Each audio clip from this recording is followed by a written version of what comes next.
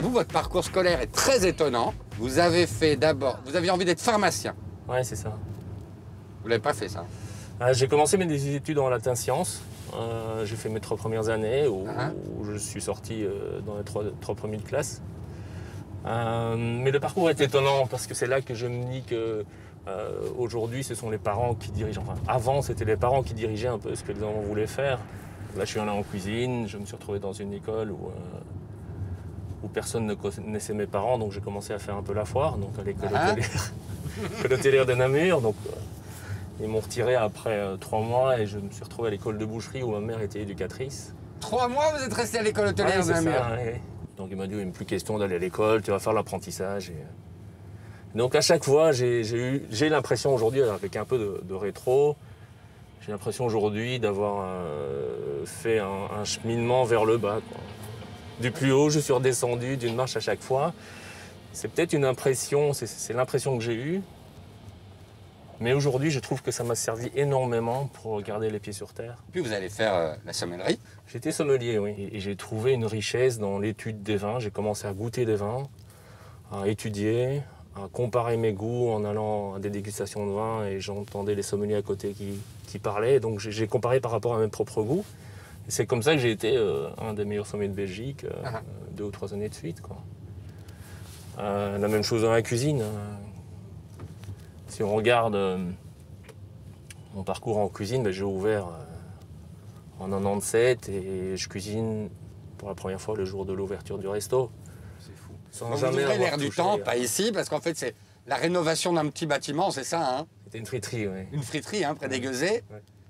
Et vous ouvrez l'air du temps et vraiment, vous n'avez pas d'expérience. Si, un canard à la banane que j'avais fait pour mes potes, quoi, mais c'est tout. Explication, s'il vous plaît, Sangoum. En 1997, vous ouvrez l'air du temps. Vous avez jusque-là cuisiné un plat à la banane.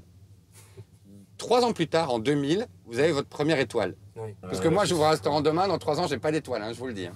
Non, mais je vous avais déjà dit, là, pour moi, je pouvais faire quelque chose avec mes mains. De là à le prouver, il y avait un pas. Mais il faut quand même se dire que c'est pas moi qui juge si je mérite une étoile ou pas. Donc à un moment donné, c'est même pas comme un cours ou comme un contrôle à l'école, c'est que les réponses ne se ressemblent pas. Je dirais que je répondais à des critères d'un guide et tant mieux quelque part. Mais, oui, c'est ça. 2008, 2e étoile.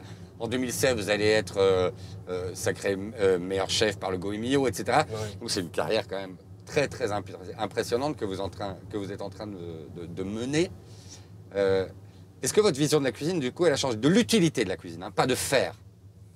Est-ce que le fait de faire à manger pour des gens, la philosophie de ça a changé avec le temps? Ouais. Ça fait déjà au moins 15 ans que je dis que la cuisine n'est pas utile ni nécessaire. C'est de l'ordre du loisir. Et la cuisine sert le plus la personne qui l'a fait. Et donc si toi tu ne mets pas de sens dans ce que tu fais, à un moment donné tu vas dire ça sert à quoi? J'en ai marre de voir les gens, j'en ai marre de faire à manger, d'avoir des commentaires à la con, d'entendre tous les gens qui sont allergiques à tout, qui veulent pas manger ça, etc. Tu as l'impression que tout ça, c'est... tu vas dans le trou, quoi. Donc il faut donner du sens.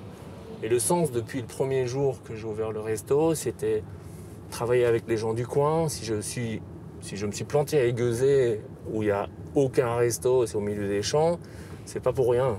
Parce que j'ai estimé qu'il y avait un potentiel de produits, etc. Donc ça fait 23 ans. Aujourd'hui, on parle de produits locaux comme une évidence. Et il y a 23 ans, on n'en parlait pas. Hein.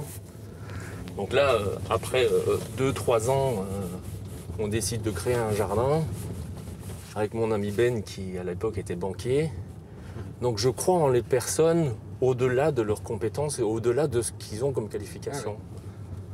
Et effectivement, ce resto non nécessaire, mais le sens que je lui ai donné, c'est pouvoir inscrire un restaurant comme quelque chose de nécessaire. En tant qu'influence, par exemple. Parler de jardin, parler de durabilité, parler de nature, d'environnement, de no waste, etc., c'est quelque chose qui me tient à cœur. Parce que j'ai envie quand même de laisser quelque chose de plus ou moins propre à mes enfants. Ça peut paraître très discours Miss Monde, etc., de dire je veux un monde meilleur avec la paix, etc. Mais si je le sens profondément, c'est comme ça que je vais faire.